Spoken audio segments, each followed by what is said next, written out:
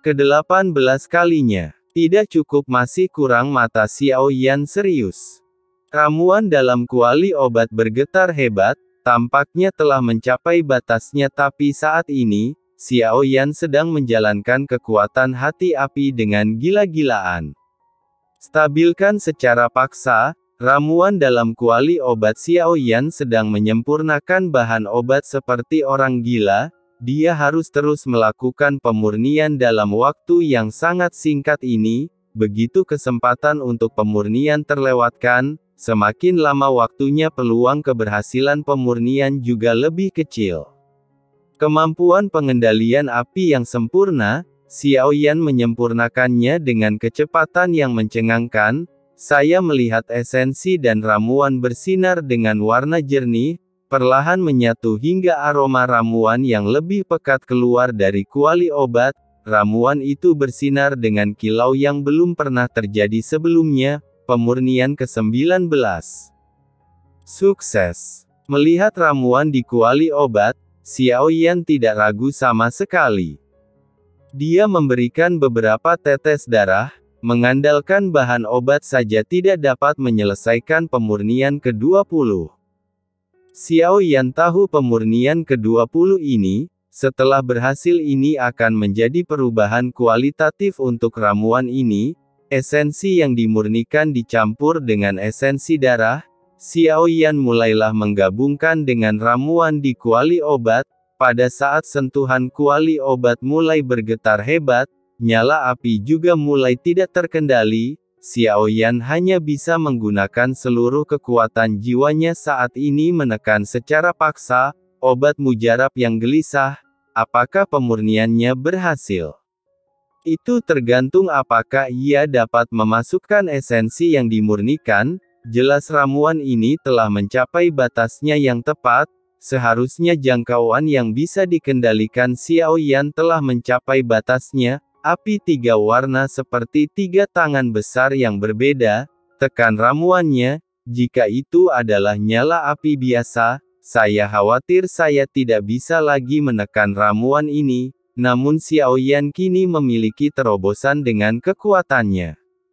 Jantung api semakin kuat di bawah desakan Xiao Yan. Sentuhan terakhir dari esensi dicampur ke dalam ramuan ini. Dalam sekejap kuali obat meledak dengan keras.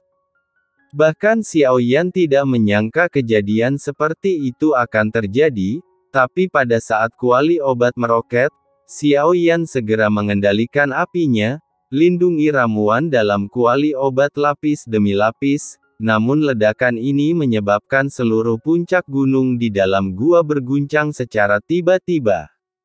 Segera, nyala api menyeret ramuan sebening kristal dan melayang di depan Xiao Yan.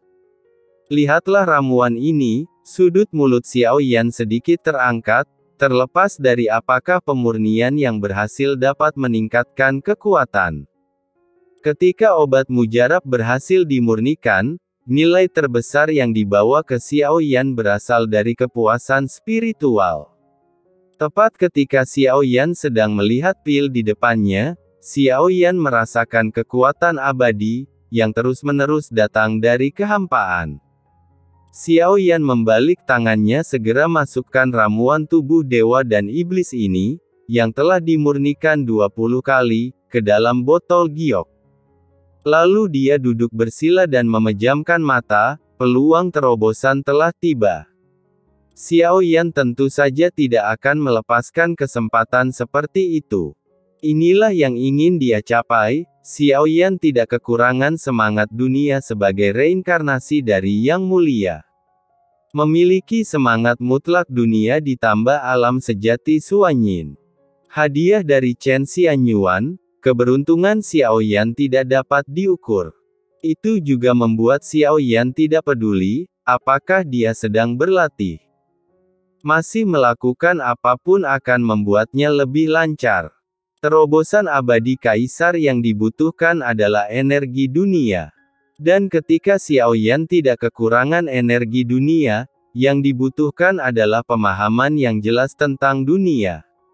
Dengan caranya sendiri, lihat lebih lanjut, belajarlah lagi, hanya dengan begitu kita dapat menemukan peluang. Dengan demikian menerobos pada saat ini, kekuatan abadi melonjak dari kehampaan, itu mulai membasuh daging dan darah Xiaoyan. Kekuatan keabadian tidak hanya ada di hati, tapi itu telah menyebar ke seluruh tubuh, ada di meridian dan tulang. Alasan mengapa semakin kuat yang abadi, semakin sulit untuk melenyapkannya sepenuhnya.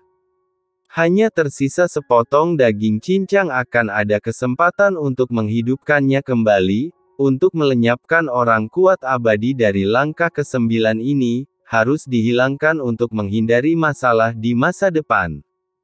Namun kali ini terobosannya, namun hal itu tidak berjalan semulus yang dibayangkan, kesadaran Xiaoyan memasuki keadaan kebingungan.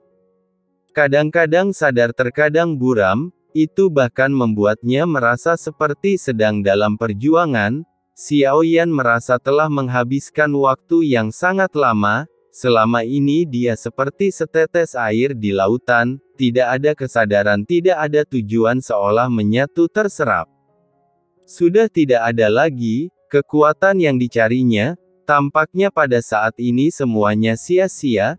Terkadang aku merasa seperti telah berubah menjadi setetes air laut, kadang-kadang saya merasa seperti saya telah berubah menjadi sekumpulan api di gunung, serasa tidak ada kesadaran, tidak ada tujuan, air adalah air, api adalah api, tampaknya mereka selalu ada, harus ada, inilah asal mulanya. Kesadaran Xiaoyan berada dalam kebingungan. Dia tidak tahu sudah berapa lama berlalu, hanya bergumam sebuah terobosan itu juga merupakan pencerahan. Langkah 9 seperti yang dijanjikan, namun juga dalam terobosan ini, Xiaoyan melihat beberapa orang dengan level yang lebih tinggi, tapi itu juga lumrah, adanya kebiasaan tersebut, sepertinya itu adalah aturan yang tidak pernah saya perhatikan. Terobosan ke langkah ke-9 keabadian Kaisar, membawa Xiaoyan selangkah lebih dekat menuju keabadian ilahi. Kekuatan saya semakin kuat dan kuat, tapi ada banyak hal. Dan mereka semakin menjauh. Xiaoyan punya firasat buruk di hatinya. Perasaan ini memaksanya untuk bersemangat menerobos. Dia telah mencari kekuatan berbeda dari yang lain. Dia adalah Tuhan, adalah abadi, daun tunas tumbuh dan kemudian layu. Inilah kehidupan sehelai daun, hidup berjalan berputar-putar, akan bertemu, akan meninggalkan, juga akan pergi, tapi Tuhan berbeda, perbedaan abadi, sepertinya mereka telah dilupakan oleh waktu, adalah keberadaan abadi di dunia kekal ada selamanya. Setelah menembus langkah ke-9, Xiaoyan tiba-tiba merasakan hatiku tidak pernah begitu cemas, tampaknya saya menjadi secara bertahap menjadi kurang, seperti diri saya sendiri. Caraku adalah melindungi, tapi sekarang, apa yang aku lindungi? Xiaoyan bingung di matanya.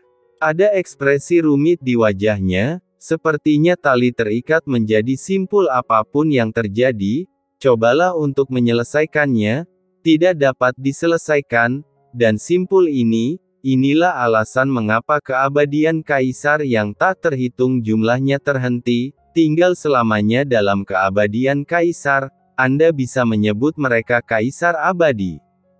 Tapi mereka juga bisa dipandang sebagai terlupakan oleh waktu.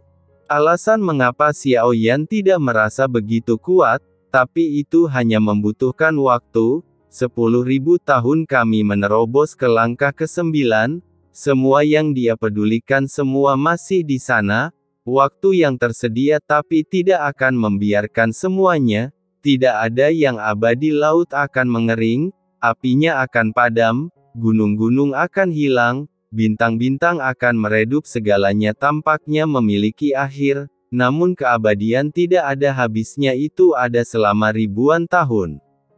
Puluhan ribu tahun, keabadian selama jutaan tahun, telah melihat perubahan-perubahan dalam hidup, dia satu-satunya yang tersisa di dunia.